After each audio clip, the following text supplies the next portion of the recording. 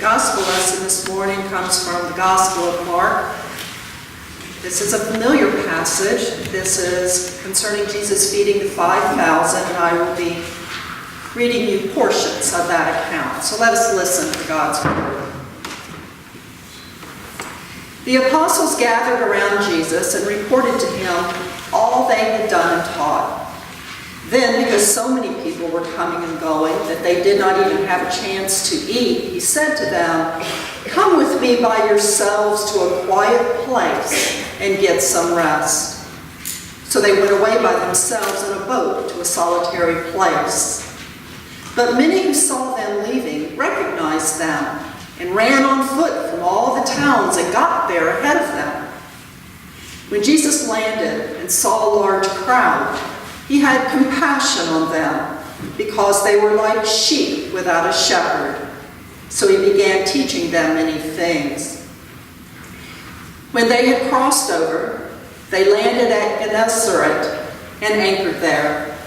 As soon as they got out of the boat, people recognized Jesus. They ran throughout that whole region and carried the sick on mats to wherever they heard he was. And wherever he went, into villages, towns, or countryside, they placed the sick in the marketplaces. They begged him to let them touch even the edge of his cloak. And all who touched it were healed. This is the word of the Lord. Thank you, God. There was a castle on the English coast, and it was owned by a landlord, but nobody was living there at the present time.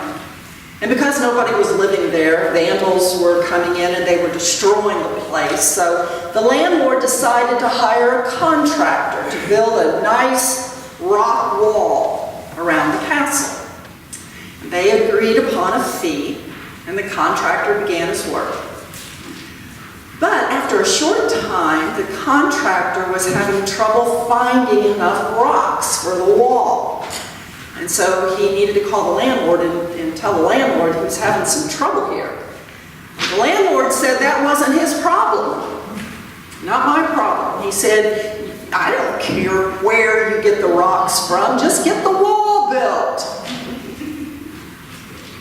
Sometime later, the owner came to see the progress of the work, and indeed he found this beautiful high wall. He was really impressed with the fine work that the contractor had done. The wall was just perfect for his castle. He was so excited, and he went through the gate in the wall, and he looked out across his property, and he was stunned. There was no castle.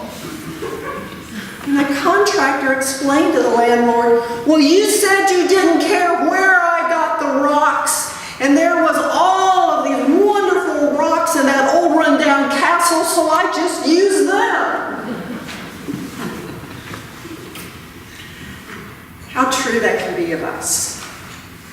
We think we are protecting ourselves, we're protecting something of value, and so we build up walls and we surround ourselves with all sorts of things. But when it's all done, we sometimes find that we have tore down or maybe misplaced much of what was of value within ourselves. This morning I want us to consider, when was the last time you took a breather from all of the distractions that claim to be the most important concerns in life? When? When have you taken a break from the noise and instead listened to the voices of biblical and church traditions focused on our true Lord? Focused on those words that we're to follow in spite of the cacophony of social and cultural persuasions that try to tempt us off into another direction. When? Being from Florida, I'm a great fan of Jimmy Buffett. One of my favorite songs by him is entitled 10 Deep Breaths Day. I would have had you sing it if I hadn't been on vacation and you could have practiced it. 10 deep breaths a day. And in the song it says, I think that we ought to declare a 10 deep breaths day so that the whole world could stop and everybody just catch their breath. How true that is in the world. And it was true in the gospel passage I just read. I think Jesus was wanting himself and the disciples to just take a 10 deep breath day. He wanted that because the disciples were so filled with excitement as they shared the stories of their ministry experience. They were bubbling over, sharing their accounts. And so Jesus recommends that they go on a retreat to debrief their experiences, to consider the insights gained, to evaluate their ministerial experiences, and to do just a little bit of a theological reflection. The retreat location may be a place away from the luxuries of civilization, a place where the awareness of their dependence on God could be heightened, or it may just be a place where there are fewer distractions. So too, we need time to ourselves, time away from the regular demands of our lives, the responsibilities that we have assumed, those things that detract from our ability to be rejuvenated, to reflect on our experiences, to see things in a new way, to nurture our spirits. And sometimes this can be done alone, but sometimes, like in this passage, it is done with others with whom we share our passions. Yet, imagine arriving at this retreat center, anticipating a time of rest and intentional reflection, only to be met by a large crowd. Jesus sees this crowd. He sees the crowd, and amazingly, he is moved to compassion. Is it because this is some pathetic group of people that society has abandoned? Is it because he perceives their lives are so empty that they have become starstruck and they have to follow him?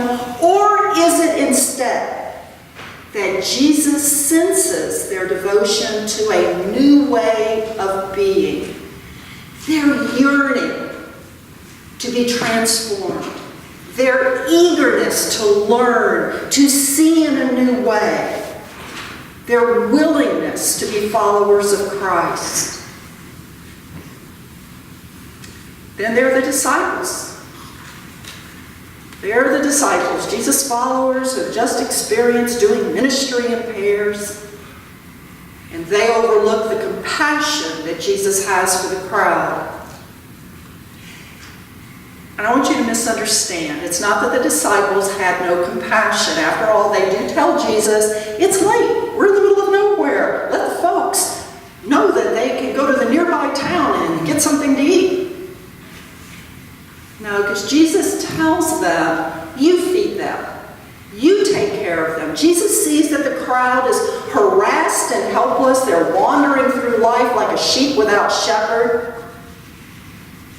And if we look at the original Greek, that term for compassion in this passage indicates that he had a feeling in the very core of his being. Jesus wasn't just thinking about them. It wasn't some intellectual experience. He feels for them in his heart and in his gut. He feels for them.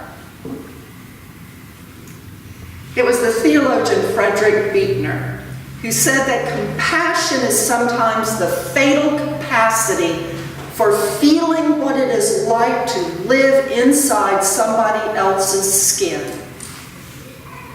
To live inside someone else's skin. It is the knowledge that there can never really be any peace and joy for me until there is peace and joy for you. Jesus had compassion for the crowd, for the average Galilean. He had compassion for that typical person.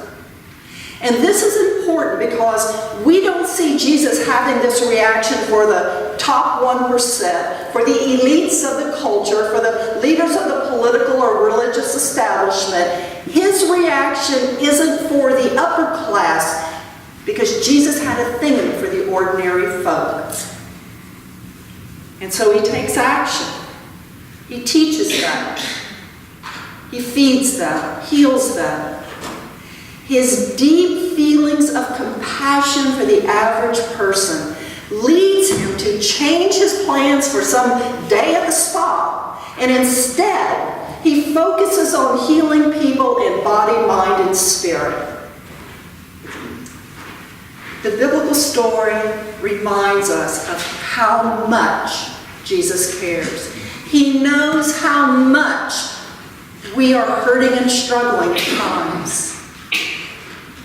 Jesus feels pity for the ones that are wandering aimlessly, for those that are wandering without a vision. And he wants us to learn how not to do this, how not to be like a sheep without a shepherd.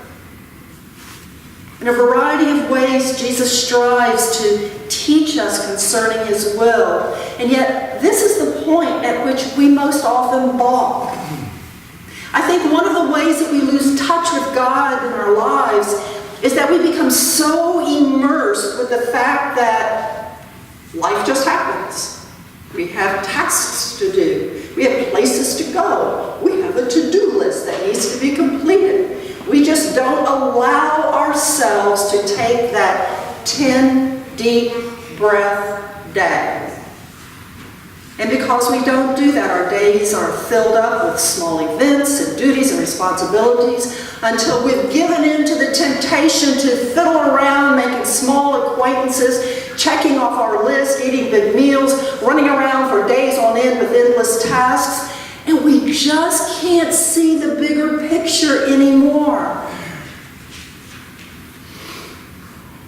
I've mentioned in other sermons the fact that sheep get lost by putting their heads down and nibbling themselves lost. That's what they do. They go out there in the field, they put their little heads down, and they just nibble, nibble, nibble, nibble until they're just lost.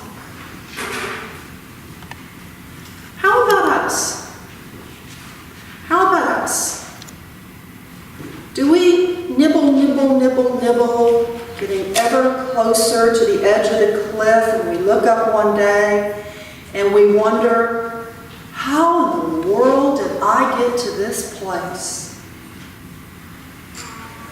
Jesus is forever looking for the overlooked and overworked Energizer Bunny types. We don't know any of those here, do we? He's looking for the disenfranchised, the devastated, the devalued and disturbed of the world. And when he sees them, as he saw in the multitudes at Galilee, he thinks to himself, oh, how I love these people.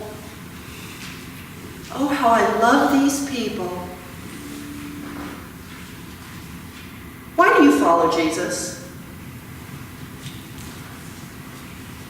Why do you follow Jesus? Is it because you've always gone to church and this is just what you do on Sunday?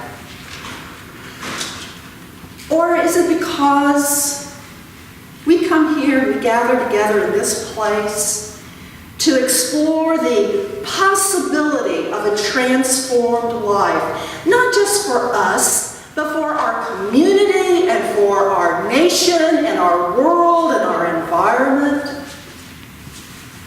We learn from one another how to live that new life that Christ offers. Maybe we learn to dream dreams, to see visions, to take a risk in doing something that we haven't done before because we feel that God is leading that way. Or we just just put our little heads down. We just go nibble, nibble, nibble, nibble, nibble until we're lost. The spiritual father, Thomas Merton, talked about our being afflicted with what he calls a spiritual cramp. He said, the things we really need come to us only as gifts. In order to receive them as gifts, we have to be open. In order to be open, we have to push aside our self-important image. We have to be able to relax the psychic and spiritual cramp which knots us in the painful, vulnerable helplessness that sometimes becomes all we know as ourselves. And this cramp, well, you know how those cramps feel. Maybe you don't have one of those special pillows they have on TV. So you wake up, you've been sleeping wrong, and your neck knows it. Well, when we are busy nibbling, and our heads are down, and our eyes are focused in one place, our heart intent on one thing, we get one spiritual cramp. And the inability to relax this cramp creates despair. In the end, we realize more and more that we are all knotted up, that the cramp is meaningless and senseless, without direction, and it's pointless, and nibble until we are utterly lost, and then we just go over the edge. This happens not just to us at times. It happens to our nation. It happens to the world. Being faithful is helping people help each other. It is striving every day to look up to see the glory of God and to share that love and the compassion and the peace with a country and a world crying out in need of it. And so how do we do this? How do we do this? Well, I think we have some choices. I kind of like what the author Portia Nelson said about our choices. This is what she said. 1, I walk down the street. There is a large hole in the sidewalk. I fall in. I am lost. I am helpless. It isn't my fault. It takes forever to find a way out. 2, I walk down the same street. There is a large hole in the sidewalk. I pretend I don't see it. I fall in again. I can't believe that I'm in the same place, but it isn't my fault. It still takes a long time to get out. 3, I walk down the same street. There's a large hole in the sidewalk. I see it there. I still fall in. It's a habit. My eyes are open. I know where I am. It is my fault. I get out immediately. 4, I walk down the same street. There's a large hole in the sidewalk. I walk around it. And finally, 5, I walk down another street. We do this, or we nibble like lost sheep until we find ourselves lost. Each person needs to take a breather from all of the distractions. This is the way I've always done it. This is what I'm used to. This is what feels comfortable. We need to take a breather from all that claims to be of the uppermost importance in our life. Each of us needs a 10 deep breaths day. A time in which we pull up our heads and we feel the warmth of God's love. We feel the gentle leading of His hand. We are able to dream dreams, to have a vision, to see the possibility of transformation. This is true for us as individuals. It's true for us as a congregation. It's true for us, those of us who have positions of leadership. 10 deep breaths a day. Amen.